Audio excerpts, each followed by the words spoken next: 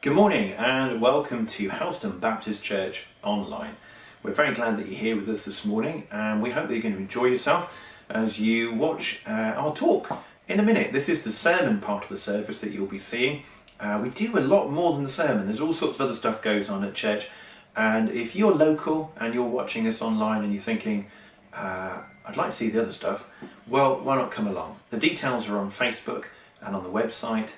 And we meet pretty much every Sunday at 10:30 at the Coldrose Community Centre. You'd be very welcome to come along. You have the advantage that you have already seen us, so there's less to worry about when you come. And for now, we're going to watch the sermon part of the service. This is the Bible talk, where we open up God's Word, try and explain it so we understand it, see what it says to us. And so it's a big help in our lives. So we hope you enjoy this morning's video. Thanks for joining us. If you could turn to Genesis chapter 1. Of all the places I can get you to turn, that is the one that you should be able to find fairly easily. It is the first page of the Bible. We're going to have a new shorter series. We had the family services. For those of you visiting with us, we went through the Gospel of Luke, and that took 18 months. So we're having a few little shorter things while we recover from that, really. And this short series, I'm going to give you 3 talks, I hope. And I'm going to ask the question, who are you? And I'm going to try and answer it in 3 different ways. And I think who are you is an important question, increasingly important. We live during an age where what is identity shifts and moves, and to some extent is DIY. You're left to try and keep changing things and tweaking things, and who you are supposed to be changes depending on what your social media and the adverts are telling you this week. It'll be different next week. All of this we've been sold as freedom, to keep choosing who you are and tinkering with who you are and what you are. But I suspect, rather than just freedom, it's also fairly exhausting, constantly trying to work out who and what you are. It's destabilizing. It's confusing. And the argument I want to put to you is, if we know fundamentally who and what we are, there are a number of advantages. Firstly, that we will be able to some extent chart a course through the labyrinth hall of mirrors that is the 21st century and find our way through that fairly well. I think if we know who and what we are, that frees us a lot more time to be than worrying about what we are. A lot more time being than trying to be something that we're just not. And I think also, finally, it's a lot easier to live along the grain of the universe than against it. And I think God has created things so that fundamentally we know who and what we are. And I think, I don't know, this is, those of you who are used to me will know I have a great suspicion about some of the social implications of the internet. But I wonder if part of the issue is this, that we, to some extent, have started to confuse the internet with physical life. Online, you get to choose who you are and what you are. You can change your picture, you can tinker with it, you can make yourself seem all kinds of things. Yeah, you can claim all kinds of things. And then I think that's starting to change the way we think about physical life, that somehow that's how life is. We get to, or have to, keep on reinventing ourselves. And I think there are 2 problems with this. Number one is, we are not avatars. And we are living people. And I think we're being pushed around a lot by multinationals and medias and mobs. And secondly, and I think it's really important, what you truly and fundamentally are outshines, outguns and outplays anything else that you can be offered. What you truly are is not something inadequate that needs to be changed. There's a lot of discovering we have to do about ourselves and each other, but fundamentally what we are is already wonderful. So 3 weeks, I hope, God willing, 3 answers as to who are you? Who are you this week as a person? Who are you next week as a Christian? And who are you week 3 as a church? Who are you? We're going to read Genesis chapter 1. In the beginning, God created the heavens and the earth. The earth was without form and void, and darkness was over the face of the deep. And the Spirit of God was hovering over the face of the waters. And God said, "Let there be light." And there was light, and God saw that the light was good. And God separated the light from the darkness, and God called the light day, and the darkness he called night. And there was evening, and there was morning, the first day. And God said, let there be an expanse in the midst of the waters, and let it separate the waters from the waters. And God made the expanse and separated the waters that were under the expanse from the waters that were above the expanse, and it was so. And God called the expanse heaven. And there was evening and there was morning the second day. God said, let the waters under the heavens be gathered together into one place, and let the dry land appear. And it was so. God called the dry land earth. And the waters that were gathered together he called seas, and God saw that it was good. And God said, let the earth sprout vegetation, plants yielding seed, and fruit trees bearing fruit in which is their seed, each according to its kind on the earth. And it was so. The earth brought forth vegetation, plants yielding seed according to their kinds, and trees bearing fruit in which is their seed, each according to its kind. And God saw that it was good. And there was evening and there was morning the third day. And God said, let there be lights in the expanse of the heavens to separate the day from the night.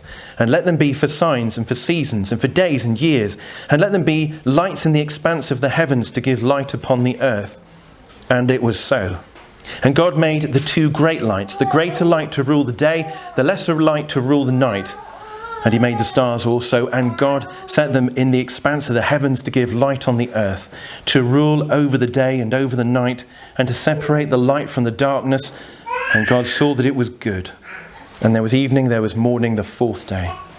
God said, let the waters swarm with swarms of living creatures. Let birds fly above the earth across the expanse of the heavens.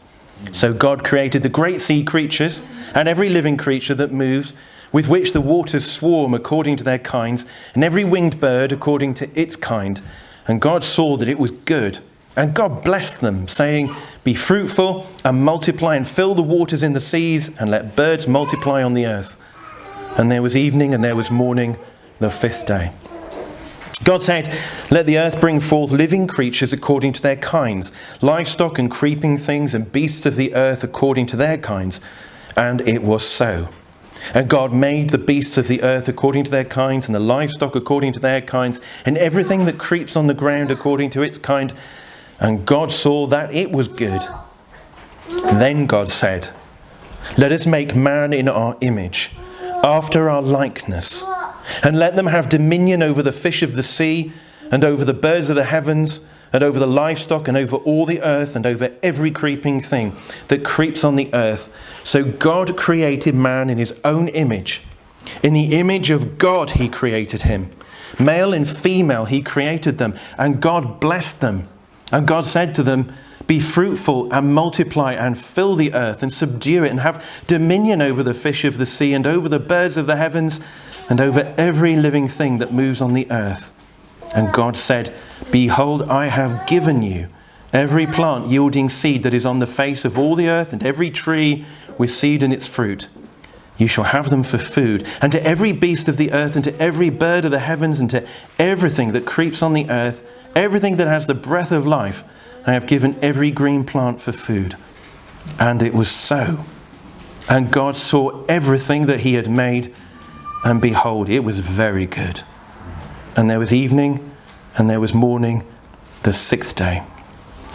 Well, may God bless his word to us. Okay, let me start by giving you a very brief rendition of what I think, at least my view, of the fundamental problem with the 21st century view of identity and meaning in life. And nothing radical here, just what I think, this is what I think is the problem that we're facing fundamentally at the moment. And the problem is we've been given two instruction manuals for life, and they're contradictory. This is the problem, I think. We're being given by our culture, by the media, by influencers, two different instruction manuals. They conflict, but we're being told to make them work together. So here are the two instruction manuals. Here's the first one. The universe and you are a total accident, the product of time and chance. So everybody here this morning is a collection of atoms that just happened. You are without significance. You are a speck, smaller than a speck, in an unfathomably large cosmos. Historically, you are less than the blink of an eye. You have no real meaning. You are no more than a gene machine, passing on hopefully an improved version of yourself into a meaningless future. If you think you're having profound thoughts or feelings, this is illusory. It's just the side effect of various forms of electrical activity in your brain. So that's instruction manual number 1. That's what you're told. You have been told this. Instruction manual number 2 says, you are special, you are unique, you are amazing, you are one of a kind, you are awesome, you need to be your true self. You need to leave your mark on history. You really need to grow up into being someone and lead a life of purpose. Now, I think the great achievement of the 21st century is this, is to tell us both things and intentionally ignore the fact that they're totally contradictory and cannot possibly work at the same time. That is a real feat of imagination, to be able to literally live within the idea that those two things could possibly work together. We are being told simultaneously that you are a pointless gene robot and you are a transcendent God. Go and make those two things work. I think it's probably unique in the history of the world. It's like being told, I want you to build a scale model of a cathedral. And I've got some materials here. I've got half the materials are Lego bricks and half the materials are stickle bricks. Now make those work together. Can you imagine trying to build a replica of Truro Cathedral with two sets of totally incompatible blocks that cannot possibly fit together? This goes a long way to explaining, I think, what we're seeing around us. That's my contention. You can tell me I'm wrong at coffee time if you want. And it is very serious. And I think it's very serious for those who are not old enough to remember that we didn't always think this way. You know, we're a couple of generations into this now. Those of us who can have the remnants of what came before, and no one's saying it was a golden age, feel the edges of the problem with this. My concern is for younger people. And it's like we're throwing younger people into this ocean of uncertainty. And then we throw them a box, a big wooden box, and on the side it says, DIY, build your own boat.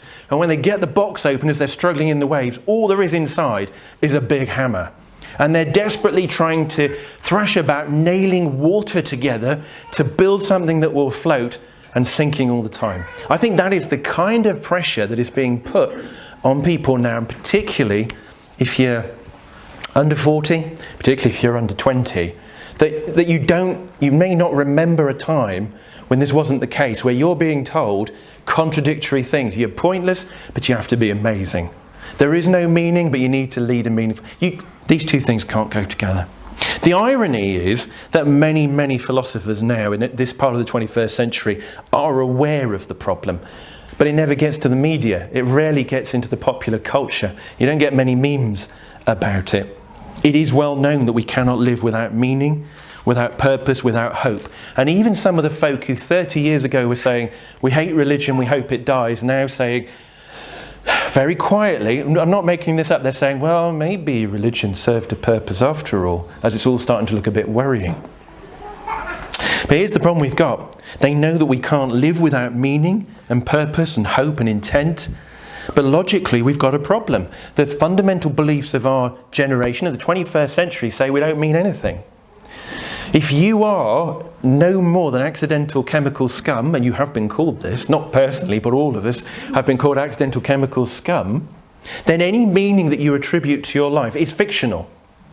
You are making it up in order to survive emotionally and mentally and intellectually, in order to get by every day.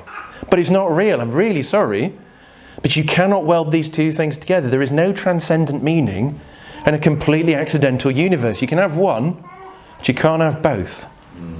So here's my big point this morning. I'm not in any way being condemnatory. This is the world we've been handed. If you feel like you're drowning with this, it's not your fault. My big point is this. If you have a sense of meaning in your life and purpose, if you need a sense of hope and direction and transcendence in your life, if you feel that there is a meaning to life despite what you've been told, I want to tell you this. It's not a fiction. It's real. What you feel by intuition is more true than many other things that you've been sold as truths. Your sense that you mean something, that you are someone, that the universe seems to have a direction, there has to be more than this, that suspicion, it's real. You're not paranoid if they really are after you. You're not imagining it if the universe really is built that way. Your intuition is correct, even if you don't know where it's coming from. And if you today have this sense of meaning and purpose and hope in your life, and you have no idea really what the foundation of it is, the unknown source, well, if you in some sense have been at the unknown source of purpose, the Bible declares to you who that is and what that is. And that's what I want to talk about this morning. I want to say this is what the Bible says. And if you're not somebody who buys into all of this yet, I want you to at least ask this question. Is what you hear from the Bible this morning, does it fit with what you feel, with what you sense, with what you, and apparently this is a verb, intuit. I don't believe it. It's one of those verbs that isn't real, I think. But if these things that you sense inwardly, does what the Bible say fit with that? And if it does, you need to give it some thought, I would say. So we can look at Genesis 1. If you have questions about Genesis and its relationship with science, I can direct you to people in the church who know infinitely more than I do. We can direct you to all kinds of resources to help you with those questions. That's just not what I'm covering this morning. I want to let Genesis 1 outline two big ideas in answer to the question, who are you?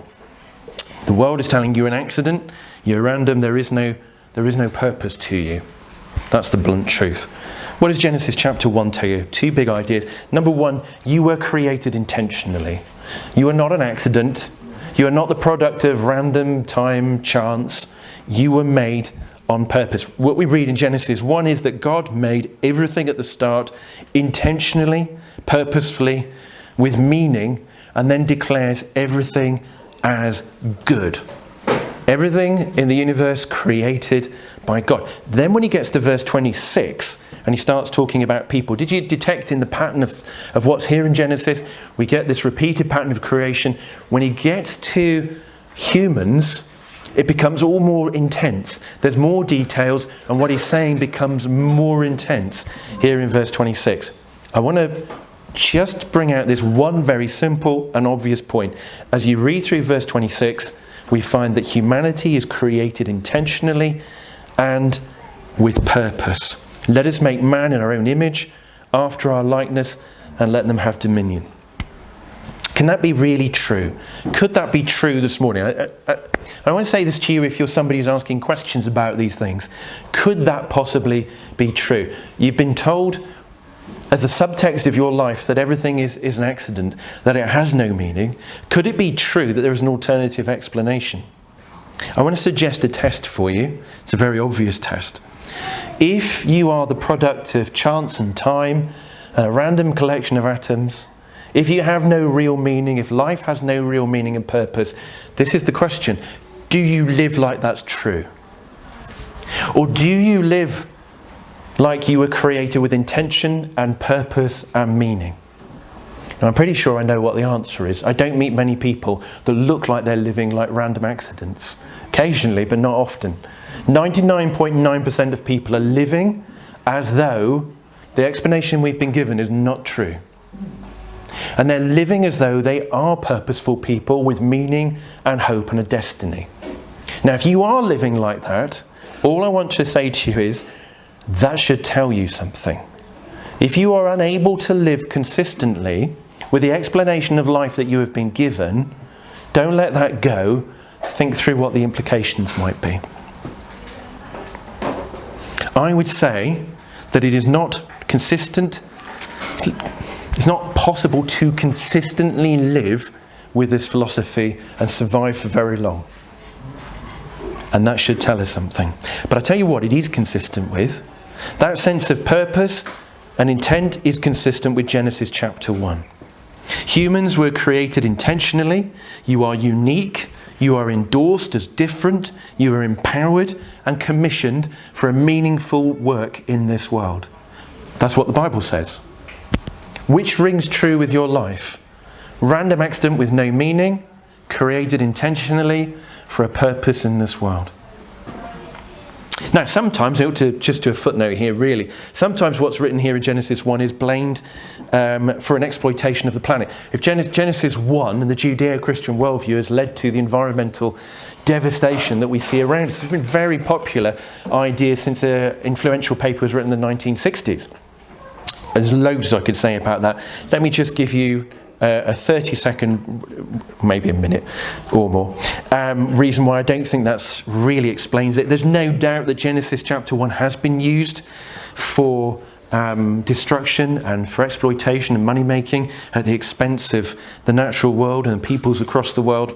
But let me say this. Christianity has had very little influence in the West for several generations, and environmental destruction continues wholesale. More than that, really, it used to be that we were told, do you remember being told this at school? Once upon a time, Great Britain was covered with forests. A squirrel could travel, I remember hearing this on TV, a squirrel could travel from Land's End to John O'Groats and never touch the ground because of the forest. And then the Middle Ages came and all that Christianity and the Industrial Revolution, it was all deforested. Read the research in the last 30 years, Britain was already deforested before the Romans got here.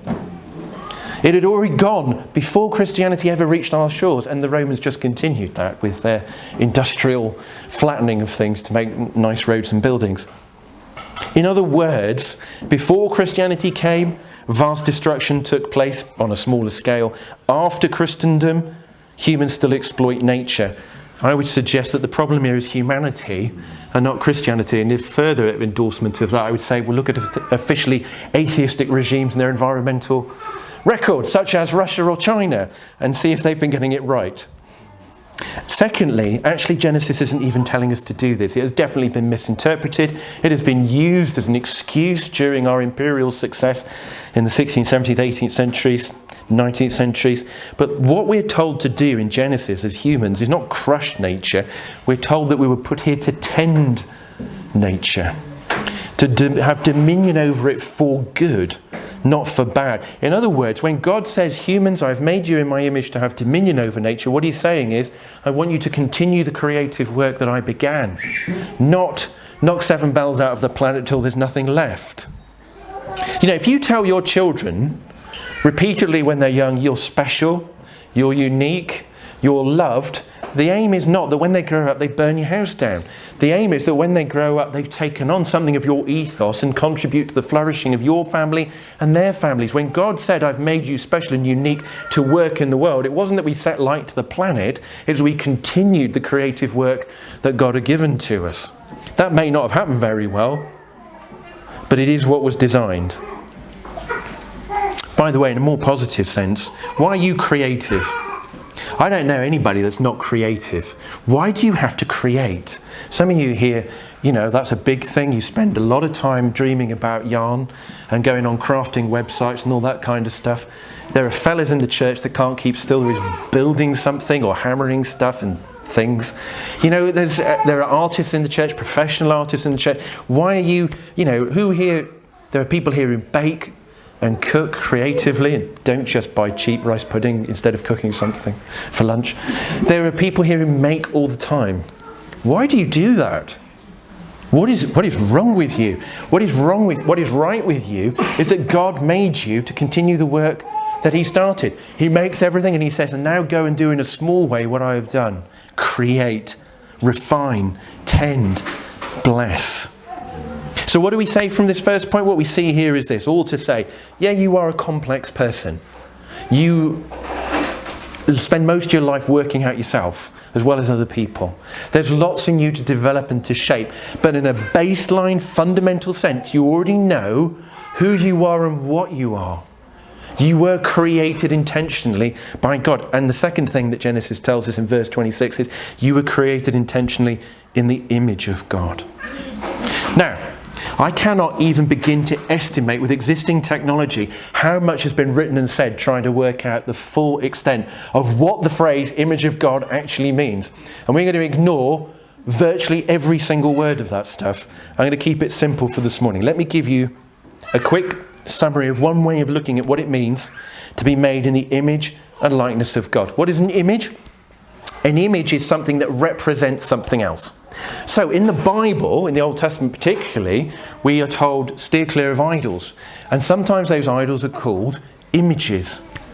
So what is an idol? What is an idol? It's a localized representation, a localized manifestation, a small way of a God, its power and presence. That's why we're not supposed to go near him, because God has no fixed His Spirit, so there's nothing to draw, as it were. But for our purposes, we can see what this means. An image is a localized representation of a God. What's a likeness? A likeness is something that's made to look like something else. If you've had birth children, then the chances are your children look somewhat like you. Maybe I'm 53 and I sound more like my dad every succeeding year. It's going to happen to you. You're doomed. You're going to sound like your parents. I keep saying to them, I think, oh my word, I even sound like him. What's going on? But what is it about your children? You know what? When you've got birth children, what is it? They're not you. They're smaller than you. But here on earth, they are the thing that looks and sounds more like you than anything else in creation, right?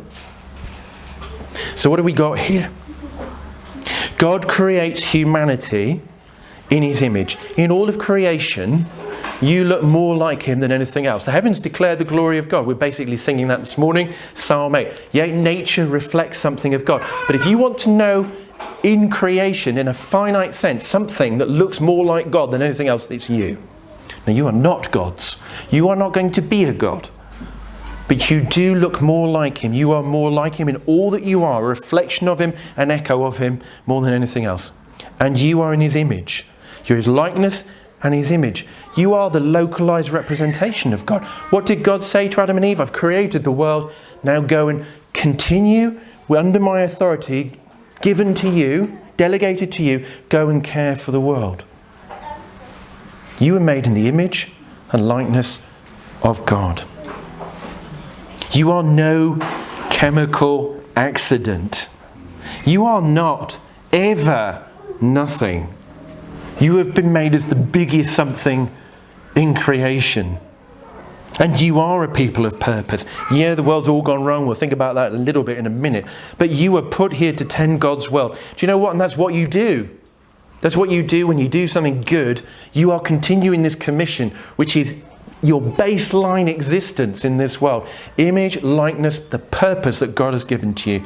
You are tending the world. If you clean tables, if you clean one or both or either end of a baby, if you are cleaning out the oceans, you are tending creation. However invisible and domestic and messy some of those jobs are, and looked down upon by others, not the most relevant point. You are tending creation. You are part of the job that God has given to you. If you grow food, if you grow ideas, if you grow beauty, you are doing the work that God has given to you. If you heal the sick, if you heal hearts, if you heal loneliness, you are working as God has given you in this creation. The good things that you do are part of this giant purpose that God has given to humanity in the world. Whatever, you see, what you think you're doing when you're all by yourself and everybody's left you and you're slogging away, is not unseen. It is not meaningless. You are fulfilling the purpose that God built into you when you were made. Everything you do, therefore, everything you do is not meaningless. It's all with significance. Everything you do is potentially worship. Everything that you do is potentially relationship with God, because you are in his image and likeness, and what you do is in the purpose. He is aware and he's a part of things, and it's up to us to make that enchanted. I use that word in a very Christian sense, because what you do is part of this thing. You are part of something bigger. Everything you do is alive. Everything you do can be worship. No matter your upbringing, no matter whether you look what you're supposed to look like this week according to the internet, if you have abilities and disabilities, if you are nobody in the eyes of the world, if you are somebody, no matter your frailties, no matter your age, no matter your accomplishments, no matter the lack of accomplishments that you have, you are made in the image and likeness of God with this purpose in this creation. Don't let anyone take that away from you. This is what they're doing. It's no wonder people are lonely and hopelessness is on the increase and the happiness index is on the way down. So that's who you are. Don't take so long over this, but I want to tell you about where you live as well. You live in a magical world. Yeah, I know it doesn't look like it every day, but you do live in a magical world. Do you remember when they used to make shops so that they were beautiful? Are you old enough to remember this? Have you seen the Egypt House in Chapel Street in Penzance, yeah? If you're on holiday, go to Chapel Street in Penzance. And sadly, a lot of the second-hand bookshops are gone now. It's a moment's silence. But the Egyptian house is still there. Pure Enough Stuff's in there, I think, who makes lots of cream things, and not to eat. And the Egyptian house was part of this. There was a fashion after Napoleon got into Egypt to make buildings look like they came from Egypt. I mean, it's spectacularly beautiful. It's only one shop sandwiched between more conventional looking buildings, and then there's this bit of Egypt that goes up like 3 floors. It's worth going to look at. And people used to make shops like Art Nouveau, interwar shops in the big cities. You went into a thing of beauty. To go shopping was like an experience. To go into an historic department store wasn't really to go shopping, was it? You weren't going to buy stuff, but it was actually an experience of beauty, and everything was shiny and sparkly and little lights everywhere. It was magical. Compare that to the average supermarket that you go in today. And the utilitarian, dull, occasionally ugly, unattractive, let's get in there, grab it and get out as fast as we can. That's kind of what we build now, right? We talk about the world as amazing. It's always, let's watch this new nature program on our amazing world. Isn't this a wonderful creation? Let's go and take an Instagram doodle over at St Michael's Mount before you fall in the sea and meet the jellyfish. Let's do this because it's all amazing. But philosophically, the world is the same as philosophically what we're supposed to be. It's all just a random collection of atoms. It's just the strong consuming the weak. All you are is providing or taking food from other people. Do you see what we've done? We're saying nice things about it, but we've turned creation from the Egypt house and the things of beauty we used to build into a Tesco's, or other studies in ugliness architecture are available from other supermarkets, not just Tesco's. They're all pretty dull these days. That's what we've done. We've taken a beautiful creation and we're trying to tell ourselves on the one hand it's lovely, but on the other hand it's just a giant supermarket where you run in to get what you need so you can consume the weak. That's what it is. When people say, oh, the wonder of the cosmos, I'm sorry, but it's a fiction. It's another fiction. There's nothing amazing about a random explosion where everything just dies and you consume everything else. There's no wonder at all. The only wonder is it's been here so long. But what if the world was made with intent, like Genesis says? Are flowers runway, the bees can see this other bit of the light spectrum and there's runways for them to get to the pollen. Are flowers runways for bees, or are they beautiful? Yes. You say, you see, they're not just runways for bees that randomly, whatever. They are runways for bees, and they are beautiful. And you know what? Because they're beautiful and they're runways for bees as well, that's even more beautiful. They are both, because they're intentionally created that way. What about the markings on a butterfly? Are they to attract other butterflies? Are they to scare off other things they don't want to meet? Yes. Are they beautiful? Yes. Are they even more beautiful because they are functional and beauty? What's that thing? Mark, I'm looking at Mark very like he's going to be able to tell me. What's that thing about it's got to be... Who said that about function and beauty? William Morris, isn't it? Yes. Yeah, you see, that's what we want. We want function and beauty because it enhances both. You got a whole world made like it. This is an amazing world. Do you know what Genesis keeps saying? There are phrases that keep happening in Genesis chapter 1. And it was so, God can do what he likes. The other one, and God looked at it, and it was good. It was good. It was good. It was good. It wasn't just functional, it was good. Everything was incredible. If you believe that the world is amazing, and you have to hold at the fringes of your vision the fact that it's really, philosophically, it shouldn't be, I want to tell you that your intuition about the world being amazing is right. Do you know what? More than that it's amazing because God intentionally made it and he made it good. Verse 29 tells us something else. It tells us that it's a gift. And God said, behold, I have given you. What's another word for gift? Grace. Do you know what you live in? You live in a world of grace. You live in a world where everything was gift. We keep saying, I did this and I did that. We didn't do a lot really, did we? It was already here when we got here. You live in a world of grace, a world where everything is an overflowing gift. James 1 says that all good gifts come down from the Father of lights. Every good gift comes from God. Every good thing is a gift. You live in a world of grace. Everything is alive with God. Now, for those of you whose blood pressure is spiking, I am not talking about pantheism. I don't mean that creation is God, but I mean that everything is alive with his creative and sustaining hand, but also what it means. What it means is alive with God. Nothing is just stuff. God gives gifts and we give thanks. That's what the Bible says. That's how it's supposed to work. God gives us things and we give thanks for it. So everything is alive with relationship again. Creation is a bridge to relationship with God. Everywhere you go, you're going to go and get coffee. This is going to make you self-conscious. You're going to go and get coffee in a minute. Coffee beans that were grown somewhere else, that somebody milled, that somebody brought here, that you're able to drink after church, and somebody's going to have done it for you. It's all gift. All grace. You know, we get saying grace at meal times. Sometimes it's rote. Sometimes we get really grown up about it and we don't do it anymore because it was rote. Do you know what? I think we should be doing it. I think we should be doing it because it confesses the reality of what is in front of you. Creation is gift. And we give thanks. That is alive with God. Don't let them switch all that off in your daily life. Everything is a reason for this. Trees, especially trees, fluffy dogs, antibiotics, the person sat next to you, whatever you can see out of the window, whatever, if you can't see, what you can feel, what you can hear. Petrichor. You know what petrichor is, don't you? Petrichor is the word when you've had a long dry period of sunshine and it starts to rain. You know that smell? That smell is petrichor. That's a gift, isn't it? You love that smell. Petrichor.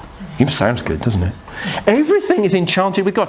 Why does it smell like that? Why petrichor? Because God made it to do that. It's a gift. You are in the image of God. You are in the likeness of God, and you live in an enchanted world. Do you know what the really good news is? As children, we knew the world was magical, didn't we? We knew that it was filled with adventure and undiscovered countries. We knew that it was filled with meaning and significance. We knew that leaves and butterflies and everything was something that required a good half hour's concentration and repeatedly telling our parents that we'd just seen it. We knew that it was wonderful. And then we grew up and they took it away by telling us the truth. And everything is taxes and tiredness and Tesco's. Do you know what? You were right the first time. That's not what life is. Kids are right.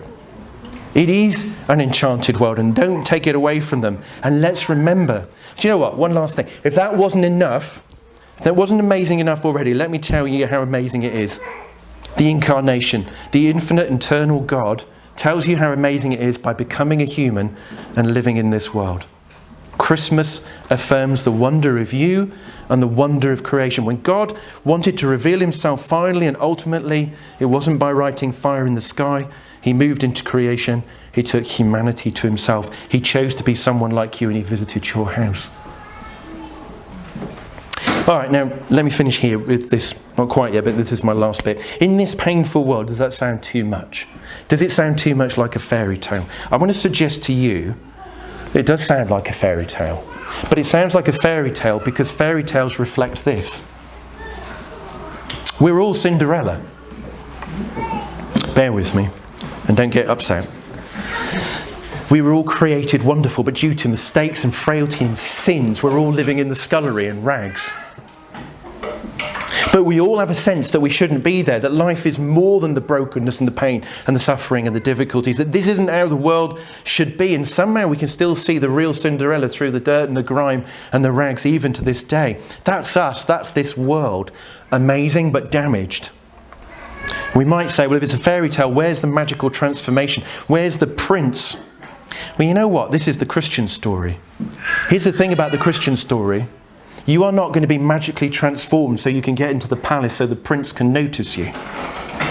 He already knows about us, and this prince came to the scullery while we were still broken and damaged and dirty.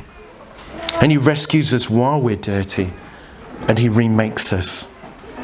The world is broken, and it's broken because humanity held this key position, the top of the tree, woven deeply into God's creation, representing God in the world. And when we broke away, we bent the world. And Jesus is born in the scullery, in the stable. God weaves himself into humanity so that he can straighten out us and creation. But it breaks him to do it, and he dies at the cross. How significant are you? If God had to choose between you and a galaxy, he would sacrifice the galaxy for every one of you. How do we know this? Because he already sacrificed his one and only Son. You are a complex and unfolding story, but you have a solid foundation to start from. You are not random atoms. You are made in the image of God. You live in an enchanted world, and God loved you so much. He died on the cross to save you, to straighten us out, and to make us ready for heaven. People may treat you as nothing, and the world may badge you with 100 things that you must do to be acceptable. But here's the bottom line. Everything that you are already outshines that. You know who you are. You know what you're for. The image of God is the great leveller. No one in this room is worth more or less than anyone else. If you think you are, that's a fiction. There is no sliding scale with footballers at the top and cleaners at the bottom. We are all made in the image and likeness of God. And you live in an enchanted creation. When you look up at the cosmos, you look at the vast depth, that is not a terrifying void that crushes you into insignificance. This is your home, and it happens to be really well decorated. And one day it will be new. Do you know what the irony is? The militant atheists who 20, 30 years ago were writing books saying religion is meaningless, life is random, it's all pointless, are now writing books saying, well, actually what we meant was the universe is amazing, and could you all start being nice to each other again? Yeah, right. I think you've sown the seeds of your own destruction. Christians can say, yeah, we know the universe is amazing. We know why we should be nice to each other. We know why. We live consistently with what we believe. So live wholeheartedly as amazing people in a magical universe. Call to the longings of the 21st century. Be who you are created to be. Find out more about it. Ask more questions. Think about the Prince who came for you. And as great as that is, there's even more to come, which we'll do next week. Let's pray. Father, thank you for your word. Thank you for the patience of people listening to me. May the words of man fall away. The word of God live in our heart and be strong and change us and give us hope and joy and beauty. Let us not be robbed by the prevailing philosophies of the 21st century. May we be a beacon of hope to those who feel forlorn and abandoned by this world, who the intuition of their heart keeps coming up against the brick wall of secular philosophy. May they know there is a light and there is a hope. Amen.